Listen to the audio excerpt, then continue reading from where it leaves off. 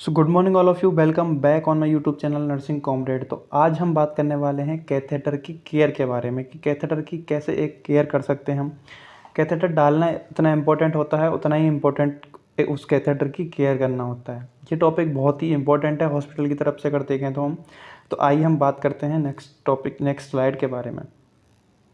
तो सबसे पहले कैथेटर की केयर करने से पहले हम जान लेते हैं कि कैथेटर होता क्या है, यूरिनरी कैथेटर होता क्या है। तो यूरिनरी कैथेटर बेसिकली एक थिन ट्यूब होती है जिसका काम होता है कि यूरिन है उसको कलेक्ट करना। और ये ट्यूब क्या होती है कि हमारे ब्लैडर में स्टे करती है, मतलब हमारे ब्लैडर तक जाती है।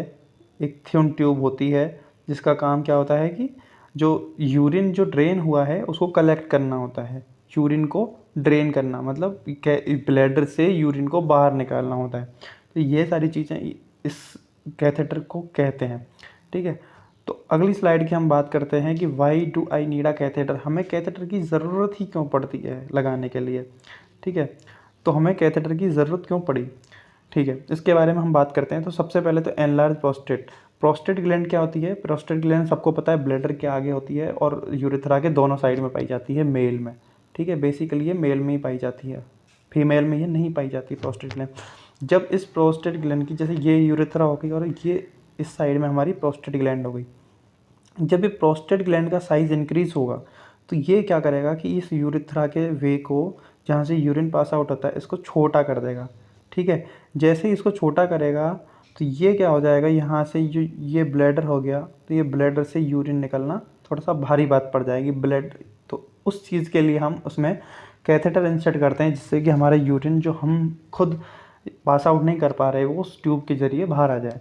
ठीक है, आफ्टर सर्जरी के बाद में भी हम कैथेटर यूज़ करते हैं क्योंकि सर्जरी के टाइम पे क्या होता है कि हम पेशेंट को एनेस्थीसिया देते हैं। ठीक है, एनेस्थीसिया देते हैं तो एनेस्थीसिया की वजह से पेशेंट अपना यूरिन पास आउट नहीं कर पाता है, तो उस चीज़ के लिए हम कैथेटर इंसर्ट करते हैं। इन्फेक्शन के टाइम पे भी हम कैथेटर यूज़ करते हैं। ब्लैडर में अगर स्टोन है तो वो उस टाइम पे हम कैथेटर यूज़ करते हैं। अगर कोई भी इंजरी हो गई हो बहुत ज़्यादा तो उस टाइम पे हम कैथेटर यूज़ करते हैं। इनकंटिनेंस, अगर यूरिन ठीक से प्रॉपरली पास आउट नहीं हो रहा है, इनकंटिनेंस हो रही है, तो उस टाइम पे भी हम कैथेटर यूज़ करते हैं। तो ये अगर हम नेक्स्ट स्लाइड की बात करें कैथेटर के टाइप क्या क्या होता है। ठीक है, तो कैथेटर के टाइप बेसिकली 3 तरीके का कैथेटर होता है: इंडवेलिंग कैथेटर, कॉन्डम कैथेटर और इंटरमिटेंट सेल्फ कैथेटर।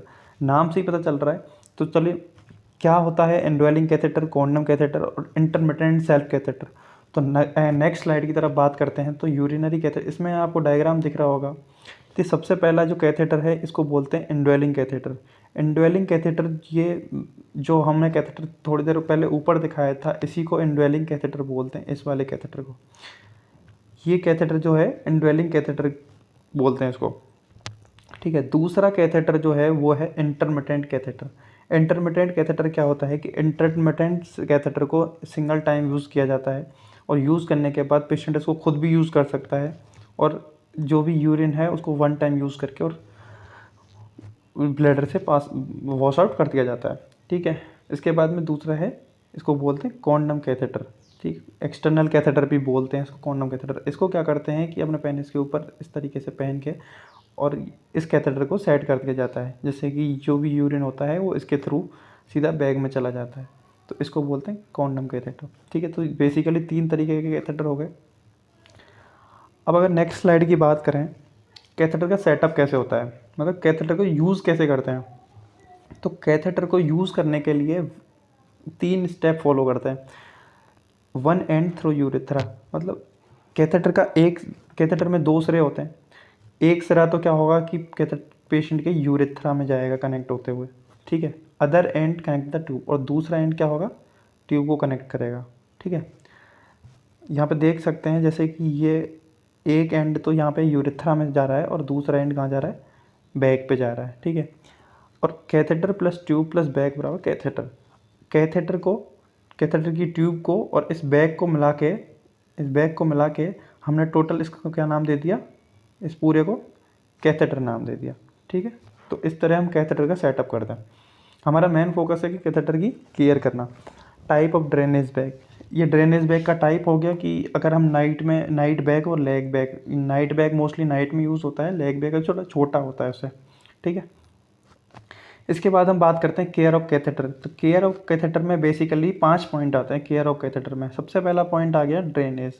ड्रेनेज कैसे करेंगे, ड्रेनेज करना है, उसके बाद क्लीनिंग, उसके बाद ट्यूब की केयर, उसके बाद ऑर्डर कंट्रोल, उसके बाद एक्स्ट्रा फ्लूइड। इन सारी चीज़ों को हम वन बाई वन करके और आगे डिस्कस करेंगे। तो नेक्स्ट फर्स्ट पॉइंट है क्लीनिंग। क्लीनिंग कैसे करनी है हमें, ठीक है। तो क्लीनिंग करने के लिए एक एक स्टेप फॉलो करनी है। Wash hand and put gloves. सबसे पहले तो हर चीज़ का मेन मकसद यही होता है कि हमें सबसे पहले अपने हैंड वॉश करने हैं, उसके बाद ग्लव्स पहनने हैं, ठीक है। हैंड वॉश करने के बाद हमें सबसे पहले ग्लव्स पहनने हैं।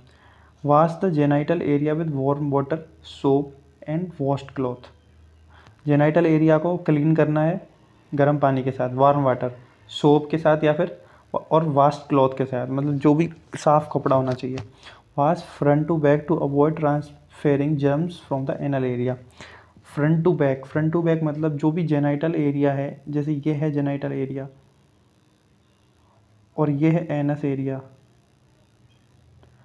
तो हमें जेनाइटल एरिया की तरफ से एनस एरिया की तरफ क्लीन करते हुए आना है, ठीक है, जिससे कि जो भी जर्म्स वगैरह हैं वो जेनाइटल एरिया में एंटर ना कर पाएँ।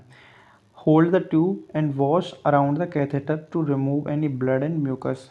उस ट्यूब को होल्ड करना है ग्लव्स से पकड़ के, और उस ट्यूब के चारों तरफ हमें कोई भी अगर ब्लड या फिर म्यूकस सब्सटेंस है तो उस चीज़ को हमें कैथेटर से रिमूव करना है। और उसके बाद लास्ट में हमें जब जेनाइटल एरिया को वॉश करते हैं हम एनल एरिया की तरफ करते करते, तो हमें लास्ट में एनस एरिया को एनस एरिया को हमें टॉवल के साथ क्लीन कर देना है, ठीक है। तो इस तरीके से हम क्लीनिंग करते हैं उसकी। सेकंड पॉइंट है ड्रेनेज। ड्रेनेज कैसे करते हैं, हमें सबसे पहले तो बात यह है कि हमें ग्लव्स तो पहनने ही पहनने हैं और हैंड वॉश तो करना ही करना है। ड्रेनेज में क्या करेंगे हम कि ड्रेनेज में सबसे पहले हम हैंड वॉश करेंगे और उसके बाद में ग्लव्स अप्लाई करेंगे। ओपन द बाल without touching the tip of drainage. हमें ड्रेनेज की जो टिप होती है उसको टच करे बिना हमें उसका वाल्व ओपन करना है, जिससे कि बैग इन्फेक्टेड ना हो। Urine drain into the container और टॉयलेट। जो हमने यूरिन कलेक्ट किया है उसको या तो कंटेनर में या फिर टॉयलेट में डिस्कार्ड करना है। Clean the end of the spout with water and tissue. वो जो स्पाउट है, एंड है जिसका उसका बैग का, उसको हम क्या है वाटर या टिश्यू के साथ क्लीन करना है और उसके बाद उस वाल्व को हमें लगा देना है। Dispose the urine, remove gloves and hand wash. Urine को डिस्पोज करना है बाथरूम में या कंटेनर में, ग्लव्स को उतारना है, उसके बाद हमें हैंड वॉश करना है बाद में भी, पहले भी हैंड वॉश करना है और प्रोसीजर के बाद में भी हैंड वॉश करना है। और हमें सबसे मेन पॉइंट ये है कि record how much urine empty if necessary. हमें चार्टिंग करनी है कि हमने जो यूरिन निकाला वो कितना खाली हुआ, कितना यूरिन आया पेशेंट को, जिससे कि हमें फर्दर इन्वेस्टिगेशन करने में बहुत हेल्प मिलती है, ठीक है। उसके बाद थर्ड पॉइंट है ट्यूबिंग केयर। ट्यूबिंग केयर कैसे करते हैं हम, तो ट्यूबिंग केयर करने के लिए सबसे पहले तो attach the bag to the patient leg, bed और चेयर। हमें जो ट्यूब है कैथेटर की उसको पेशेंट के या तो लेग से, पैर से या फिर बेड से या फिर चेयर से हमें टाइटली बांधना है, टाइटली अटैच करना है, ठीक है। इसका रीज़न क्या है, इसका रीज़न ये है कि अगर थोड़ा सा भी कैथेटर पे अगर थोड़ा सा भी धक्का लगता है तो वो खिंचे ना, पुल्ड आउट ना हो। Ensure tubing is not being pulled. हमें ये एंश्योर करना है कि जो हमने कैथेटर की ट्यूब डाली है वो खिंच तो नहीं रही है, उस पर ज़्यादा प्रेशर तो नहीं आ रहा है। Avoid disconnecting the tube with the bag to minimise the risk of infection. हमें ट्यूब और बैग के डिस्कनेक्शन को अवॉइड करना है। हमें ज़्यादा से ज़्यादा इस चीज़ पे फोकस देना है कि कैथेटर की जो ट्यूब है वो बैग से डिस्कनेक्ट नहीं हो जाए, जिससे कि इन्फेक्शन हो जाए। तो हमें इस चीज़ का भी बहुत ज़्यादा ध्यान रखना है, ठीक है। अगली स्लाइड की हम बात करते हैं ऑर्डर कंट्रोल। ऑर्डर कंट्रोल मतलब कि हमें ये देखना है कि हमने जो कैथेटर डाला है या फिर जो यूरिन पास आउट हो रहा है उसमें से कहीं गंदी बदबू तो नहीं आ रही, ठीक है। तो उस चीज़ के लिए हम क्या करेंगे कि पेशेंट को बोलेंगे कि ज़्यादा से ज़्यादा पानी ड्रिंक करे। अगर वो इस स्थिति में नहीं है कि वो पानी पी सके तो हमें क्या करना है, उसको फ्लूइड देना है। फ्लूइड भी चलता रहता है और उसके बाद आरटी फीडिंग भी चलती रहती है, तो उसमें जिससे कि बदबू कम आए, ठीक है। और हमें इस तरीके से हम ऑर्डर कंट्रोल कर सकते हैं, ठीक है। फिफ्थ पॉइंट की अगर बात करें तो एक्स्ट्रा फ्लूइड, हमें देखना है कि कहीं एक्स्ट्रा फ्लूइड तो नहीं आ रहा है। ठीक है, हमने जैसे 100 ml वाटर दिया या फिर 100 ml, तो हम कहीं एक्सेसिव फ्लूइड तो नहीं आ रहा है, वो देखना है हमें ये चीज़, है ना। उसके बाद things to look for, main चीज़ क्या होती है कि हमें कौन कौन सी चीज़ें हैं जो हमें कंसिडराइज करनी है, हमें किन चीज़ों पे ज़्यादा ध्यान देना है। इसके साथ साथ level of urine in bag has stop writing, मतलब यूरिन जो बैग है उसमें क्या हो रहा है, यूरिन बैग में जो यूरिन आ रहा था वो आना ही बंद हो गया। मान के चलो हम 100 ml हम उसको वो दे रहे हैं वाटर, ठीक है, तो 100 ml हम वाटर दे रहे हैं उसको, तो 100 ml की जगह क्या हो रहा है कि वहाँ पे यूरिन ही 20 ml आ रहा है, 10 ml आ रहा है, यूरिन आना ही बंद हो गया, तो है ना, उस चीज़ का भी ध्यान रखना है हमने। तो बेड और क्लॉथ आर बेड हमें इंश्योर करना है कि पेशेंट का बेड और क्लॉथ्स गीले तो नहीं है, कपड़े गीले तो नहीं है, ठीक है, क्योंकि अगर बेड और क्लॉथ्स गीले हैं तो इसका मतलब कहीं ना कहीं ट्यूब में डिस्कनेक्शन आया है।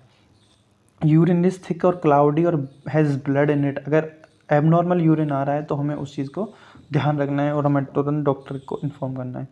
यूरिन स्मेल ऑफेंसिव, यूरिन की जो स्मेल है वो ऑफेंसिव है, बहुत ही ज़्यादा तीव्र बदबू आ रही है, तो हमें उस चीज़ का ध्यान रखना है। अगर पेशेंट की यूरिथ्रा में पेन हो रहा है, ब्लैडर में पेन हो रहा है या फिर एब्डोमिनल और लोअर बैक पेन हो रहा है, तो हमें उस चीज़ को डॉक्टर के पास लेके जाना है और हमें डॉक्टर को इन्फॉर्म करना है कि ऐसे ऐसे बात। हाई टेम्परेचर, अगर पेशेंट को फीवर है, बहुत ज़्यादा हाई टेम्परेचर है, उसका ध्यान रखना है। 8 घंटे से अगर यूरिन नहीं आया है तो भी ध्यान रखना है। देखो यूरिन कम होता है तो भी ध्यान रखना है, और यूरिन अगर एब्सेंट होता है तो भी ध्यान रखना है, ठीक है। कैथेटर फेल एंड डाउन, अगर कैथेटर निकल गया है तो उस चीज़ का ध्यान रखना है, कहीं पुल्ड बैक तो नहीं हो गया। Keep the urine bag below the level of bed और ब्लैडर, ठीक है, हमें इंश्योर करना है कि जो यूरिन बैग है वो ब्लैडर या फिर बेड के नीचे ही लटका रहे, जैसे कि क्या होता है ग्रेविटेशनल फोर्स लगा रहता है वहाँ पे, और ग्रेविटेशनल फोर्स होगा तो क्या होगा कि यूरिन पास आउट होने में थोड़ा सा आसानी होगी, ठीक है। तो ये चीज़ें थी, ये चीज़ें हम अगर हॉस्पिटल में कंसिडराइज करेंगे तो बहुत ही ज़्यादा हेल्पफुल होगा कि हम पेशेंट को इन्फेक्शन से बचा सकें, यूरिनरी ट्रैक्ट इन्फेक्शन से या फिर अन्य चीज़ों से, दूसरी बीमारियों से, ठीक है। तो आज के टॉपिक में बस इतना ही, बने रहिए चैनल के साथ, थैंक यू।